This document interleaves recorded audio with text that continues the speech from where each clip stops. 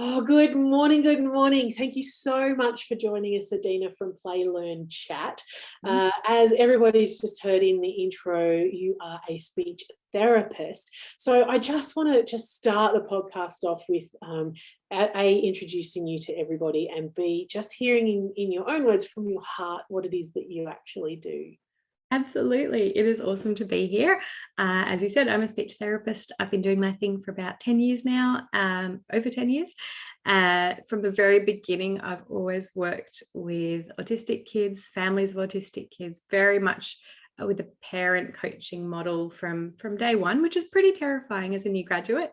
I've also done a lot of work with educators like you and your beautiful audience. So also from very early on in my career, I was going into childcare centres and working with educators and with the kids there. And it's been a really amazing journey. I spent years doing a bit of everything. I think we often do that in our career. Yes. And the last few years, I've kind of narrowed and realised that my absolute passion is in supporting autistic kids, their families, their community, their educators, their world.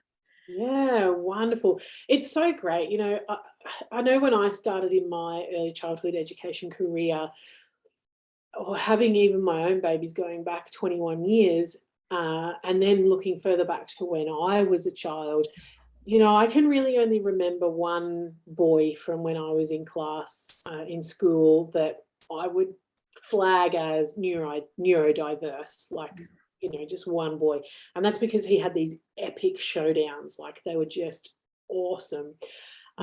And I don't really recall seeing many other children. There is that masking, you know, that goes on with a lot of neurodiverse people. So I guess my question around this whole topic, since you've started as a speech therapist and all the body of work that you've done, do you feel like there's more prevalence now, or do you think it's that we are more aware of these differences in why can't I say that word? Neurodiversity. There you go. Yeah, it's a great question. And I know there's a lot of research looking at this. And every time prevalence of autism comes out, we see that there's more and more autistic and neurodiverse people in our world. So I see and I believe that it's an awareness factor. More people are seeking diagnosis, more people are aware to even ask the questions of their medical practitioners and their therapists. At the same time, diagnosis of girls is going up. And this is something I'm seeing in my practice. I am seeing more and more autistic and neurodiverse girls coming through who would otherwise fall through the cracks, who would have come out looking like they're doing okay during the day, they're keeping it together, and then they go home and they have epic meltdowns. Yeah. And parents are wondering what's going on, and they're just managing and they're coping barely, but they think, oh, you know, my daughter does okay during the day, and it might not be so obvious at childcare or preschool or school. There can be a lot of masking. There can be a lot more passing for neurotypical, that girls often can be doing it more than boys and passing a little bit more. Which is really problematic. So that's where the awareness is so essential. So when educators and teachers are more aware of what the signs might be to look for and how they can support families and talk to families to seek a diagnosis and to work together to not to seek a diagnosis, but to ask the questions, let's say, and to go on a journey and find out what is happening for these kids, especially girls, but boys too, then I think that's where we're seeing the real power, that collaborative process, rather than a judgmental process or a scary process. I mean, of course, it can be scary, but I think, as we've touched on before, you know, before this recording, having the answers sometimes can be incredibly helpful. Yeah. Oh, 100%. You know, I mean, as you said, we were chatting before we started recording, and I shared with you that I'm undiagnosed inattentive ADHD. Been like that my whole life, clearly, and it wasn't until COVID hit that and perimenopause that the symptoms I started experiencing, like I just had no more space. There was no more place for me to you know, be able to mask things that were going on. Like there was just so much on my plate that I couldn't prioritize, and it just put me into overwhelm. And I suppose when I look back at like what my childhood was like, and I look at what childhood is like for young children now, it's not surprising that so many children now present a lot earlier and a lot more, what's the word I'm looking for? The prevalence is a lot more because these little kids don't have that free and easy childhood. Everything is planned. They're so busy. There's so much going on. There's so much sensory input coming in, more so than ever before. You know, there's always a device around, and that's not criticism at all. It's just the way the world has gone now. But when you look at what you have to process in a day, that's when things started to go or not to be as manageable for me, when I had so much input coming in that I didn't have the tools to process it. So I wonder too if that's what children experience as well, that sensory overload and that continual noise, like processing all the noise, the different sensations and all that sort of stuff. So do you have sort of any top like things that you'd like to talk about in regards to those kinds of things? Yeah, absolutely. And starting with that thought of what happened for you through COVID, a bit of a discovery, and you know, our worlds were all turned upside down, and we got to learn a lot about ourselves pretty quickly. I know that a lot of families I worked with, some kids loved lockdowns because they were in their safe space with their safe people, with very predictable small worlds where things were quite controllable. Their parents may not have felt the same, and often did not. But for a lot of autistic and neurodiverse kids, it was actually a happy and an easy time. I work with a lot of families in Victoria, and for school age kids who had these on again, off again, in school, out of school, in school, out of school years. It was everywhere, but especially pronounced in Victoria. That was very tricky. That this kind of switching from one mode to the other was very challenging. And for a lot of these kids, the home life, that quiet, controlled online Zoom life actually was really beneficial for them. Not for everyone. There were challenges for everyone. In terms of the sensory environment, I think that's something, you know, that's a huge conversation, and I love it. Now, as you and your listeners are probably aware, kind of sensory regulation often will fall under the banner of an occupational therapist, which I am not. But my whole career, I've worked very closely with OTs and really get the sensory regulation piece that they've been talking about. And it is so important, because if a child or an adult is not regulated, they can't connect, they can't communicate, they can't learn effectively. So being able to understand that basic level, if we think that Maslow's hierarchy, there's Wi-Fi at the bottom. No, not really. But, you know, that sense of being safe and secure really is linked with that sensory experience. So one of the things I talk to a lot of parents about, and I think we've touched on this already, is reflecting on our own sensory preferences and our own sensory needs as adults, and thinking back, if we can, how that affected us as children, and noticing everyone has sensory preferences. My experience is that neurodiverse people have let's say a narrower band where we're okay. So that means we kind of need our sensory environment to be a little bit more aligned with our preferences to be okay, to connect with other people and to learn new things. And let's say neurotypical people are more able to cope and live their everyday life with their unpreferred sensory experiences happening. How does that match your experience, your life, you personally? Oh, totally. And like, I know with Jess, you know, she often works with headphones on because it just cuts out all the sound, you know, to the point where we often connect via video during the day because Jess lives 2 hours away from me and we work remotely together. And, you know, I'll have music on in the background that I don't even hear, and she'll be like, you got to turn it off. Like, it's just too hardcore. I'm like, I can hardly even hear that. She's like, no. You got to can it, because I'm focusing on that, not on what you're asking me to focus on. And I know I've had children in care with me in the past who have, sudden changes in environment, and it could be in temperature. Mhm. It could have been in, light, level of light, Yeah. or, a variety of reasons has created some difficulty in transition for those children. And, it makes total sense to me. Like now, as I go along, I used to always work with music on. Now, depending on what kind of work I need to do, sometimes I just don't want any sound, just the Mhm. natural environment sounds that are around me. And other times I need that extra boost, like if I'm cleaning or I'm not having to mentally focus, then I can have music on. And I really want to bring this awareness to educators, because I know there's a lot that will just put the radio on. Mm. And, commercial radio, I can't even listen to commercial radio myself, and if that's on just in the background, there's some people that have to constantly process that information that's coming in because it's unavoidable for them.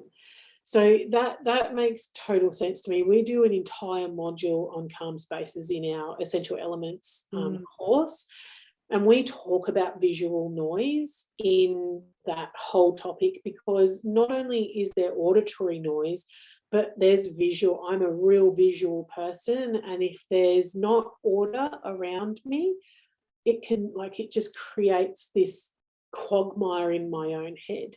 I did stories a couple of months ago now about how I was feeling really overwhelmed, and then the next week I was like, "Oh, I can't function. My office is an absolute pigsty," and I couldn't function. Yeah. That is that visual noise and that clutter that really impacts me.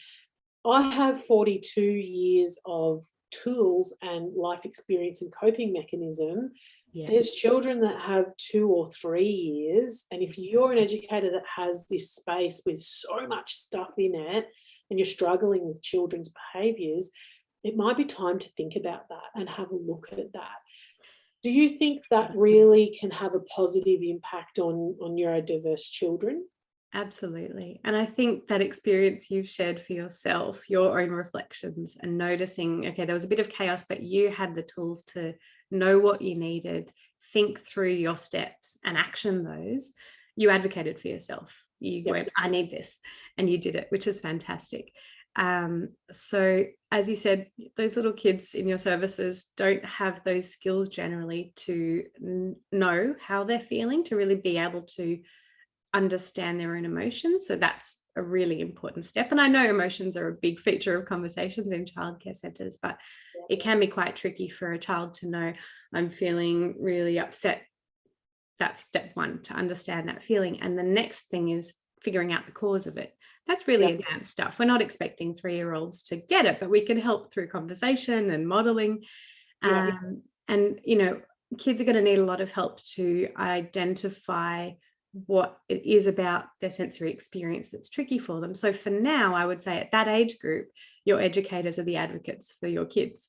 Yep. You need to be like detectives figuring out those sensory profiles of the kids. If the kids have an OT and you have a really clear understanding about their sensory profile, that's awesome. But even just seeking that information yourself to notice, what is a child gravitating towards, what are they enjoying, what do they love, and what are they avoiding, or what is that experience around them that leads them to be quite dysregulated. And I love the visual noise example that you said, and even that really small detail, very important detail of temperature. That's a beautiful example where you're very keyed into some of that, all those factors that can lead to that sensory experience. And as you said, not everyone even notices the same thing. So you heard me get up before to go close the window because there's some construction noise going on pretty far away. Most other people wouldn't even notice it, but if I kept hearing that, that would have been super distracting for me. Yep. So, that's just another example. Everyone's got their things that they're sensitive to. And I think educators, you kind of need to turn on your super sensitive detective ears and eyes to experience things how your kids might be, and really start to have a good guess about their sensory profile. You talked about calm spaces, which is beautiful. And I talk about calm a lot. It's a word I use a lot in my work. But let's also not forget other states that we might want to be leading kids to being in. So sometimes you don't want them to be calm, you want them to be excited, energetic. There might be other states that we're aiming for as well. Calm is often a good one. You can't really go wrong with it, but there might be, sometimes you might want to pump them up and sing some happy songs and put on some music, and that might be the goal. Yeah. We talk a lot about having a rhythm, and I know for me, as a person, not as a neurodiverse person, but just as a person, and I know my own children, I'm pretty sure my daughter's inattentive ADHD and my son would be just neuronormal. I don't even know what the word is. Neurotypical? Pardon? Neurotypical? Neurotypical, there you go. He would be neurotypical, if not anally retentive, but neurotypical. But for the two of them coming up through, school and or kindy in school, and then later into high school and now university, they both really thrived when we had a rhythm.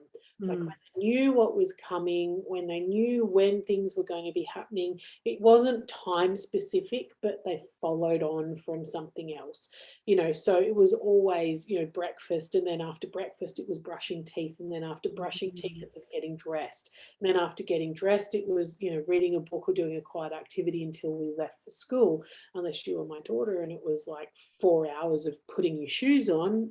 And then I lose my lolly at it because it's like, we've got to go, So that was always difficult to manage. But, in that rhythm, it would always come to the end of term and I'd be like, oh, I just want to, not rush out the door. I just want to, not have to worry about breakfast first this morning and blah, blah, blah. So having those breaks in rhythm. Yeah.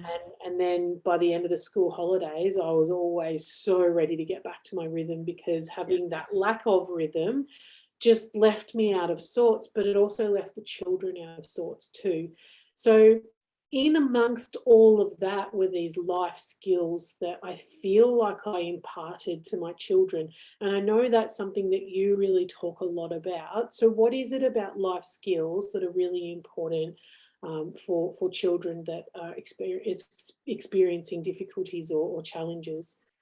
Oh, that's a brilliant question. And I wanted to touch first on the fact that I love that word rhythm. Routine is really important, but routine does suggest more rigidity, and we don't always get that, and it doesn't always work.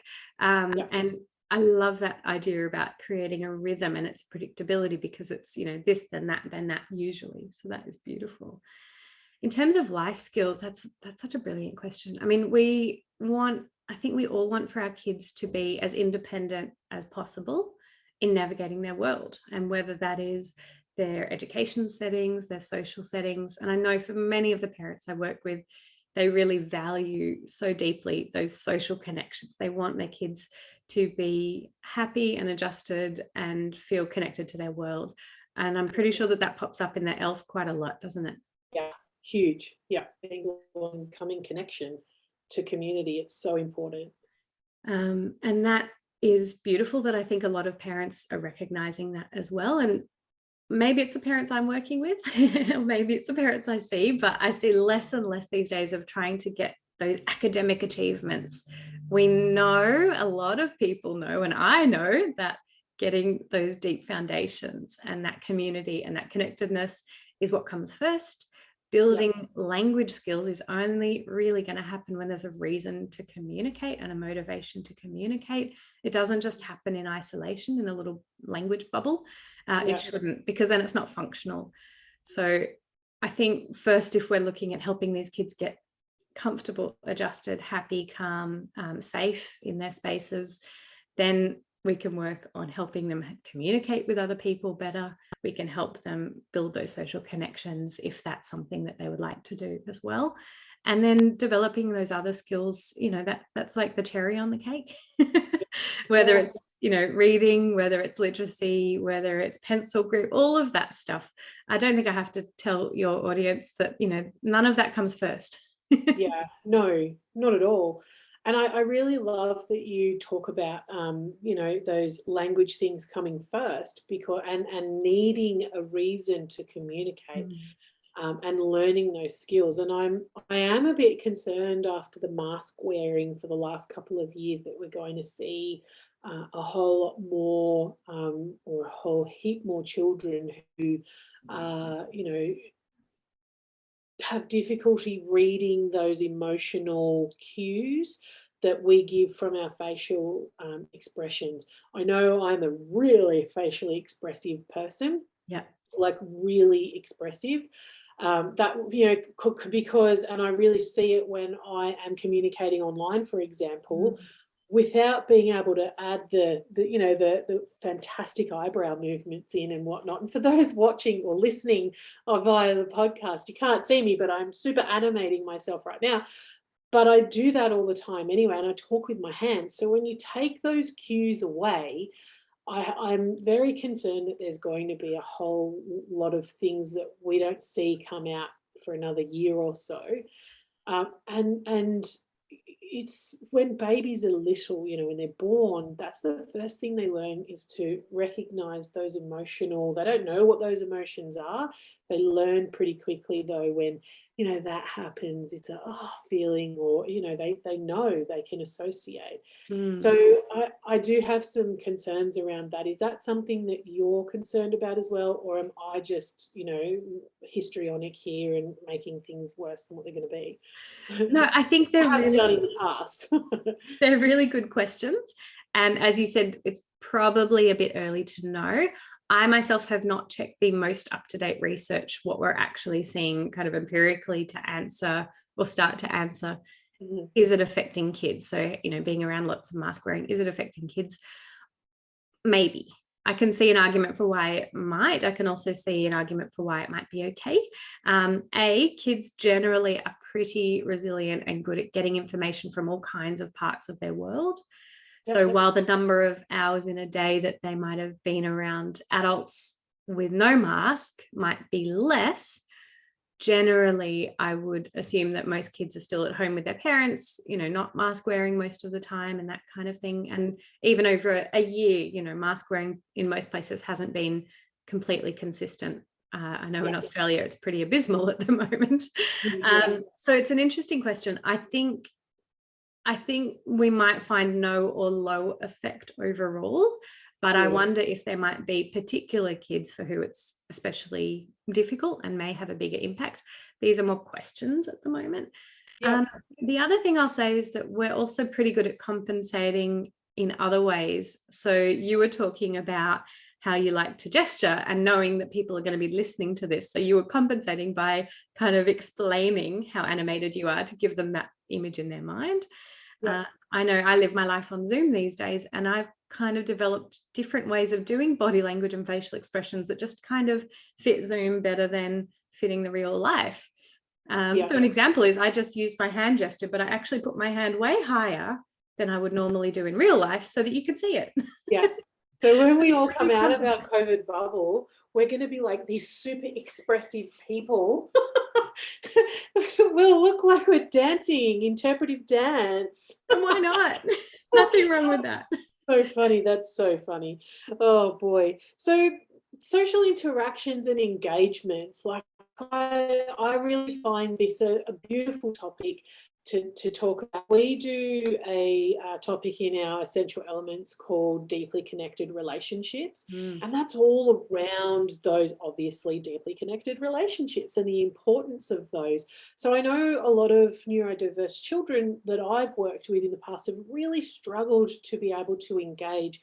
When I first started working with some and I haven't worked with a massive amount, I'm not saying I'm any expert or anything, but my thing was to try and get them to engage. And as I went along and I learned and I reflected on my practice, I took a more gentle approach in terms of just providing skills there for them and different ideas and ways of approaching topics and or scenarios and situations, and just kind of planting that and leaving it there and allowing that child the space to really investigate that themselves. And sometimes they would choose not to. And then sometimes that would create emotional dysregulation because they would be upset because things weren't going the way they wanted to. But it was something that we would just practice and set goals for, that I had to remain unattached to. So do you have anything that we could utilize, or any topic, or things that you'd like to share around great ways that educators can assist children to engage in play with other children, or tools and topics and things that we can talk about in regards to that? Yeah, I mean, it's huge. It's great. I've got lots of ideas. And I think what you talked about is kind of leaving a temptation for the child. Yeah, great So way. what you learned over your practice was, rather than kind of forcing or really pushing a child to do something, I think we've all probably experienced this, that kids, maybe grown-ups too, most often will do what they want. Yep. And I've always found that by following the child's lead, and if we really have an agenda for a specific reason, matching our agenda and our plan with the child's preference and choice and what they've gone towards, matching that together is where we'll probably get the most success. Yep. And even more so if we can just put our agenda aside. And if our own goal for the child in that center, for example, or for a speech therapy session, it might be my goal for a child in a speech therapy session. If my goal for them is to play in the way that is right for them, to engage in the activities that they choose in, suddenly there's a big relief from my end. I'm not pushing for something. Yep. And I'm recognizing and really formalizing the fact that allowing a child to engage in their own way with their own preferences is worth something. It's worth putting it down on paper. Yeah, definitely. And it becomes easier. It's not always going to be easy, but we don't have to make it harder by putting resistance up, because I know when I don't want to do something, generally it's when my husband wants me to do something for him that I'm like, no way, not going to do that. And I will find every reason under the sun to not do it, and will, dig my heels in, as does he. But we're not talking about relationships here, we're talking about children. And what it highlights for me, though, is that, yeah, I've always got to come back to how I feel about things and how things impact me, and then realize that it's okay that children have those feelings as well. And in fact, what they're actually doing when they pull those up gives me an opportunity to reflect on how I behave, and then how I want to have someone address me in those types of scenarios. And then I can turn that around and utilize that with the children. That's where I became really aware that I was trying to force my agenda of, you need to learn how to interact with the children because this is going to benefit you for the rest of your life. Well, yes, that's true. But now we're coming out where there's a whole heap of different ways to interact with people.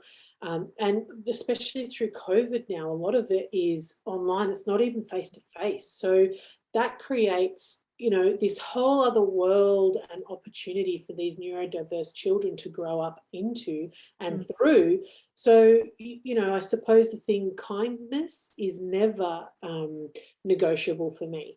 Absolutely. That's I don't care who you are. I don't care where you come from. I don't care where you're going.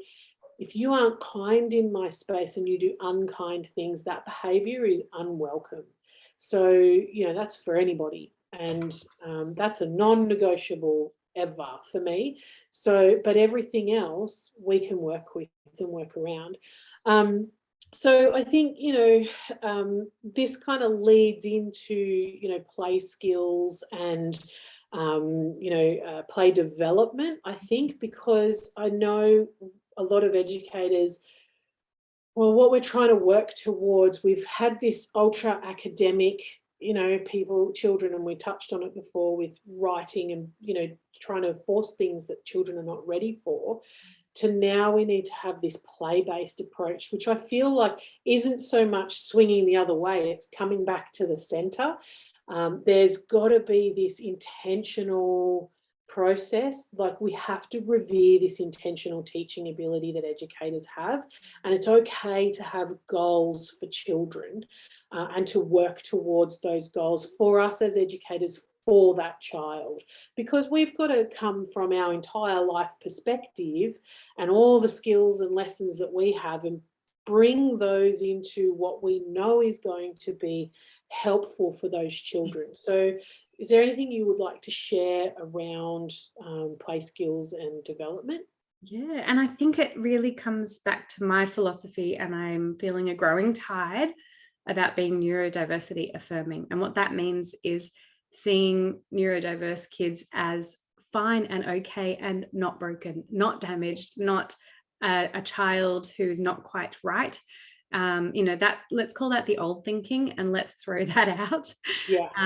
It's about appreciating that every individual, and in this context, especially neurodivergent kids, has their own strengths, their own awesome brain, that it works in different ways to neurotypical kids' brains, and that's fine. It's different.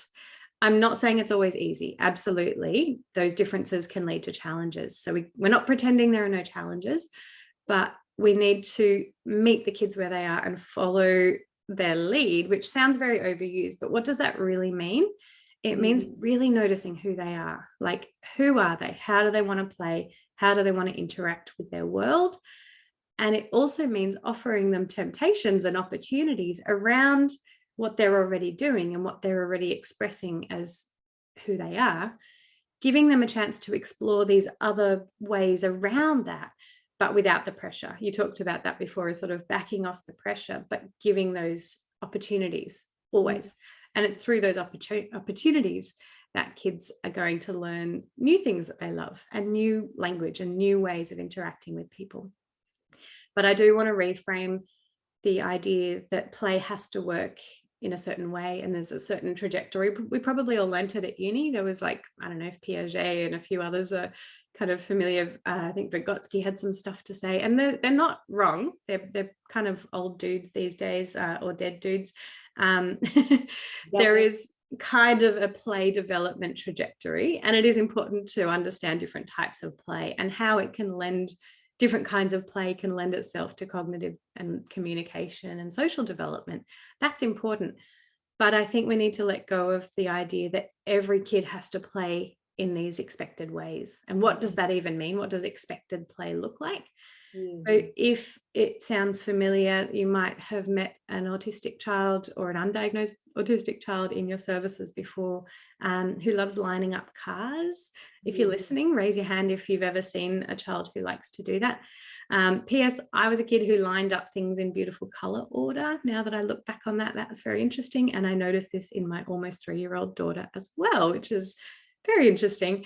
It makes me very happy. And when I see kids who love lining things up too, I go, that's awesome. That is their way of experiencing their world and interacting with their materials, and they're sharing with us their way of playing. It is so right.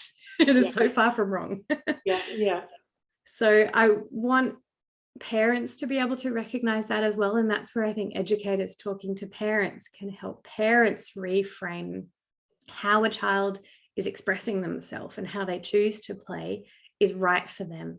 And yes, we can always show them and join in and learn their ways, and maybe help experience something else a little bit similar, but without forcing that, because it's never going to work. Play that's forced, I don't think, is ever actually playful.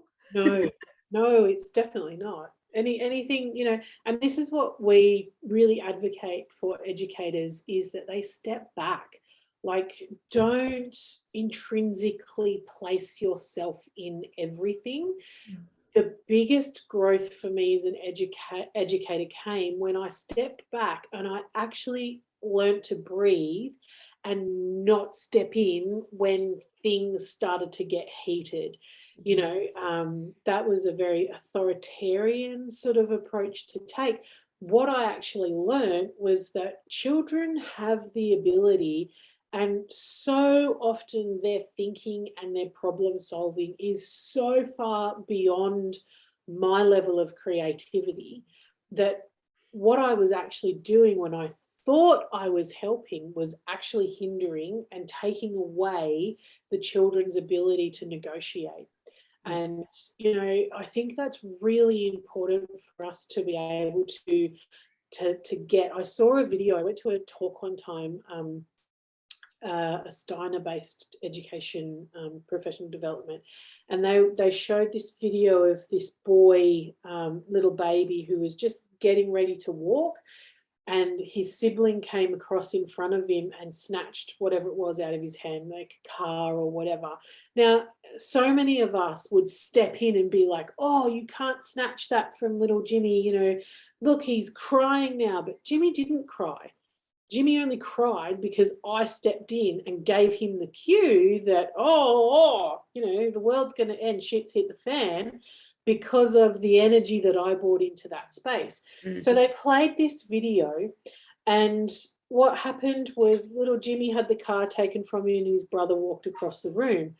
Jimmy watched, he digested that, he watched, and then he actually engaged his internal will muscle, for a better word, and he took his first steps to get over to the other side of the room to investigate what his brother did with the car. Now, if you're objectively looking at that scenario, Jimmy wasn't upset that the car got taken. In actual fact, that prompted those first steps from him. That, in anyone's language, is a positive interaction. If Jimmy was upset by that, initially he would have cried himself. So when we do this jumping in and we try to assist the children with these social norms and expectations, we have to be very aware that sometimes we're putting things in the place, when really, if we step back and we just observe, obviously I'm never going to let someone hit somebody. That's something I'm going to step in for.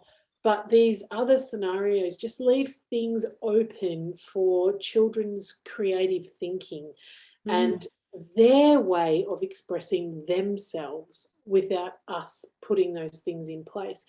And I think that goes back to when I was trying to help children integrate into the group too. You know, there's certain groups I will not go near because I just have no interest. You know, gossipy people, don't care. Don't want to have a bar of what you're doing. You know, people that bitch about other people, I don't want to integrate into that group. It has no interest for me. Same with people that are talking about cars and like some sports.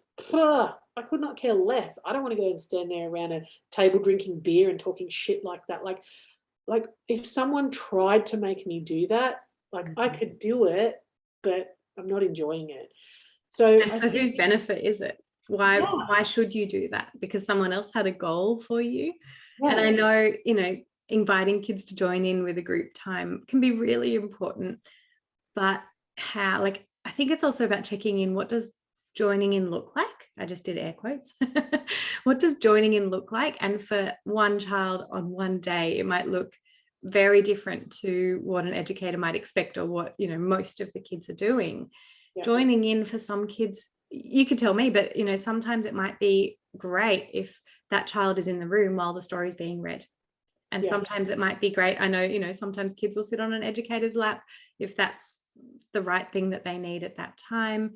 Other times they might be sitting right there up the front watching and engaging. But what joining in looks like, I think we can be a bit flexible in and taking the child's lead in that moment. It's going to change, you know, they're going to grow and change and surprise you.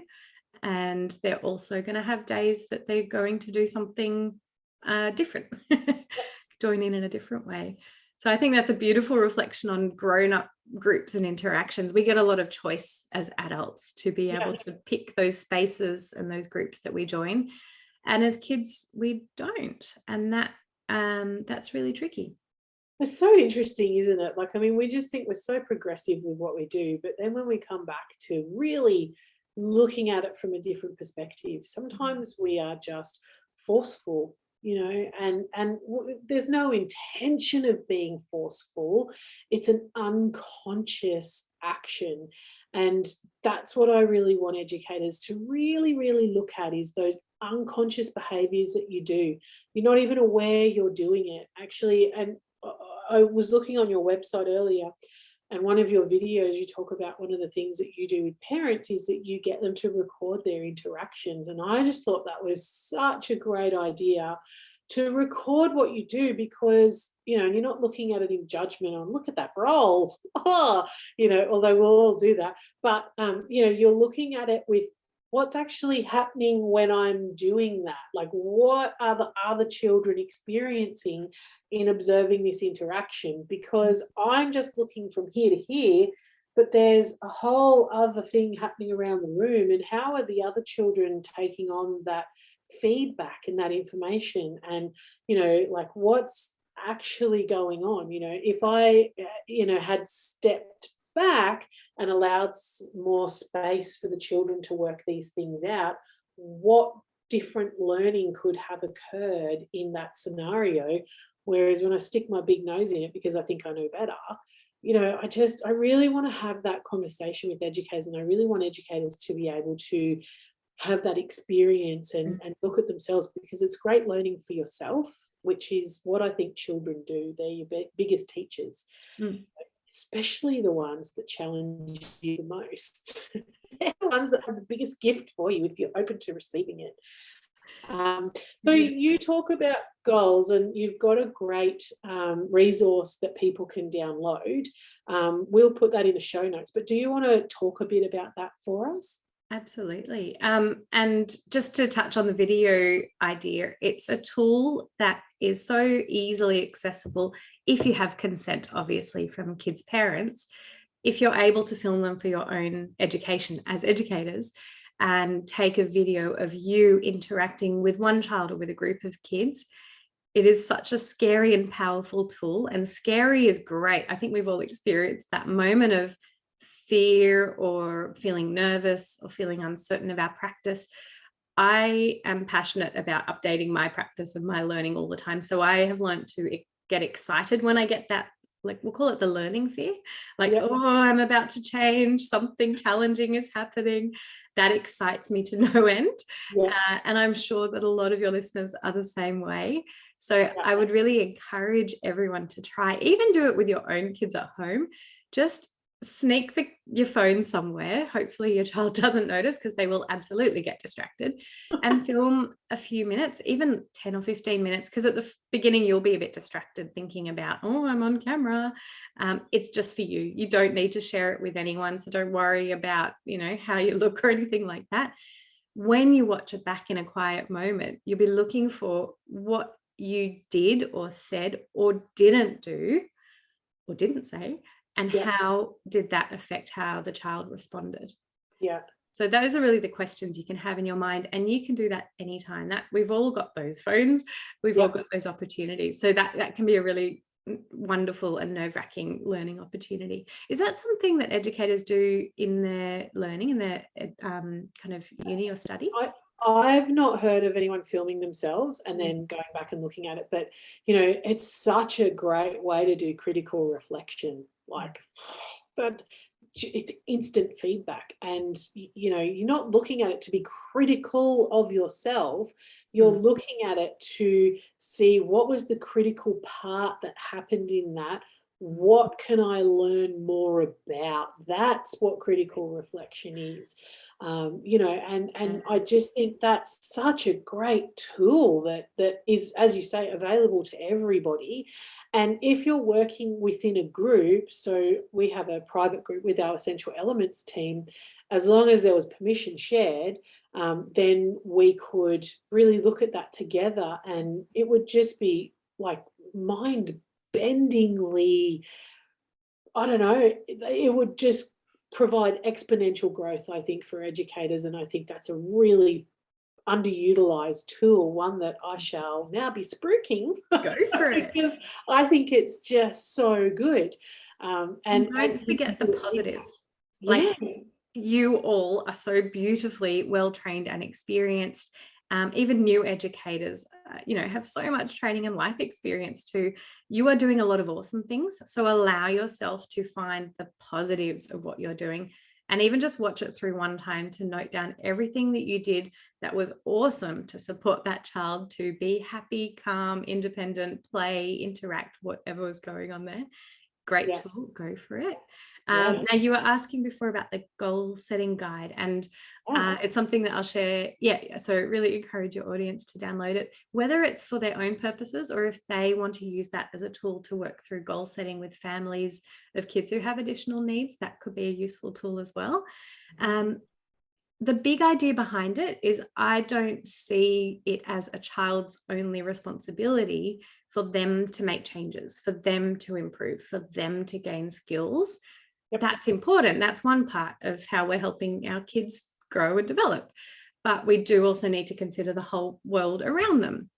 So I've got a diagram with basically kid in the middle. It's in the goal setting guide. We've got family, we've got your home, we've got educators and teachers, we've got the community, so shops, school, and people in the community as well. And I encourage you to be setting goals, thinking about everything and everyone around your child or the child in your service, about how can goals be set in all those different spaces and for all those different people. We don't just want a child to be able to verbalize their emotions better. We want family to be able to support that. We want educators to be able to support that. We want the environment of the childcare centre to be facilitating that calm and emotional regulation, or even, having visuals around emotions in that space. So basically, it's about not setting goals just for changing the child. We want a small goal. We want to change the world around your child.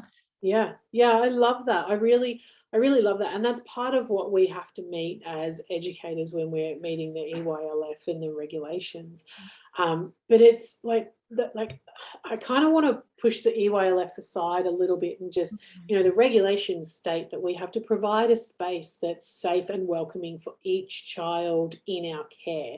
We also have to provide a program for that particular child that's going to assist them to feel connected. So, that type of holistic approach to goal setting, it's not just about that individual child and the things that child needs to do.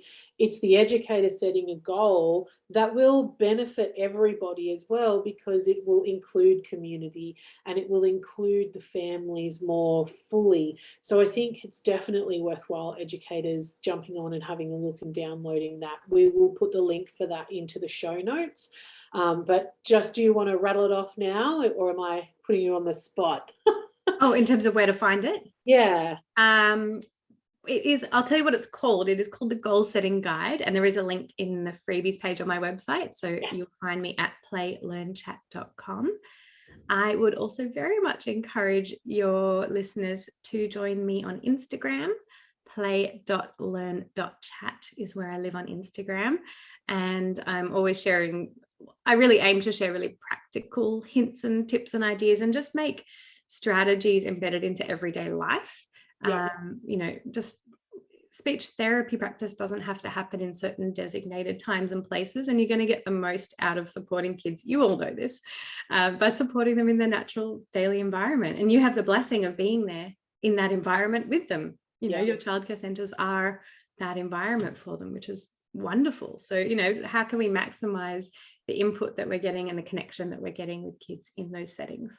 Yeah, fantastic. So just so listeners know, Adina actually has the Play Learn Chat website, but she provides programs for families as well who, can utilise their NDIS funding or may just want to join in. She's got a couple of programs that she runs. We were chatting about creating one for educators. So maybe by the time this comes out, or not long after, there'll be something there for us to be able to jump in and utilise, because I know quite often educators will flag things and parents, for whatever reason it could be, without judgment, don't want to follow up on that. So, an educator with these skills and tools in her hat or belt can really create positive change for children. There is ways that we can access funding through the ISS, or the Inclusion Support Agency in your state, to be able to do professional development yourself. So that's something that I'm happy to work with Adina with, to create something around that, so that it can be accessible for educators and to have the most positive benefit impact that made no sense, to have the most positive impact and benefit for the children in care that we have, because these skills aren't just for one person. These skills will be utilized across the neurotypical children as well as the neurodiverse children, but you'll probably learn a whole lot about yourself too. So we'll put all the information into the show notes. Adina also has a podcast, which will also pop into the show notes as well, so you can follow along there and go and have a listen to her podcast. So yeah, thank you so much for joining us today, Adina. I've gotten so much out of this conversation. I really enjoyed it, and I hope and I know we are going to keep connecting, because we've already got about 1,000 ideas brewing from our chat today. Yeah, it's me. That's what I do. I come up with all the ideas. Just don't ask me to finish them. I'll tick them off. We'll get there. I love it. I really look forward to keeping this connection going, and it's just been wonderful chatting today. Yeah. All right. Well, thank you so much. If you really loved what you heard, drop us a review, and that's how other people can find our podcast as well. So thank you so much for joining us today, Adina, and we'll catch you very, very soon. Thanks, Big Victoria. love. Bye. All right. Stop recording.